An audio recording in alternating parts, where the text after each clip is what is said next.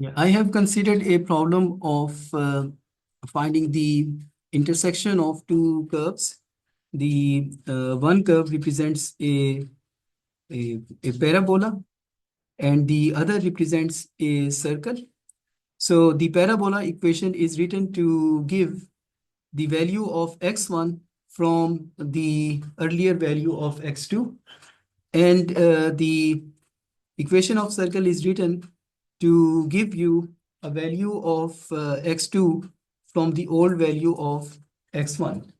So this can be uh, developed. A program can be developed in the spreadsheet. I write here the iteration numbers, iterations, and here I will use the values of x1, and here I will use the values of x2, and then the error in successive iterations will be calculated. So uh, start with the initial approximation. So I will use for the time being 0, 0. This is a starting point. So the first calculation, x1 is to be calculated from the old value of x2. So I have a simple equation. It is x2 squared by 4. And then at x2 value, I will use the second equation. So it is equal to the square root of 1 minus the old value of x1 and square of it, right? So then the error will be calculated by using this simple distance formula. So here, this error calculation is only applicable when x1 and x2 are unitless. So this is square root of the new value of x1 minus the old value of x1 and square of it plus the values in x2, c4 minus c3 and square of it and everything in the square root. Okay.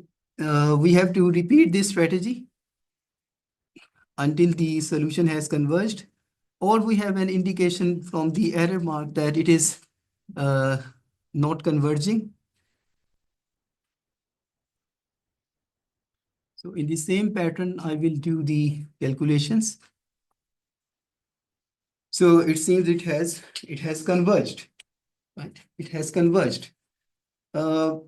Since the square root function, when it is returned by a program, it always look for the positive value, right? So these methods require a special programming if you want to look for the other roots. If you are going to change the initial approximation, then the solution may not find its way to the solution because due to the square root appearance, the values can become imaginary. Therefore, the algorithm and the calculations are going to collapse.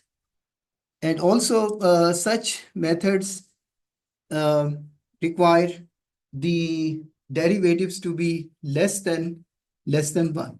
If you are going to change the equations, the order of equations, like getting the value of x2 from the first equation, let me show you the problem from where we started. Okay. So if you program it other way around, like get the value of x from the first equation, from the equation of circle, and the value of y from the equation of parabola, it may also show a kind of unpredictable behavior.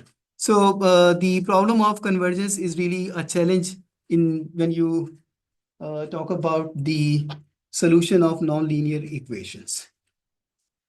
In the next part, I will program a similar kind of stuff in Python.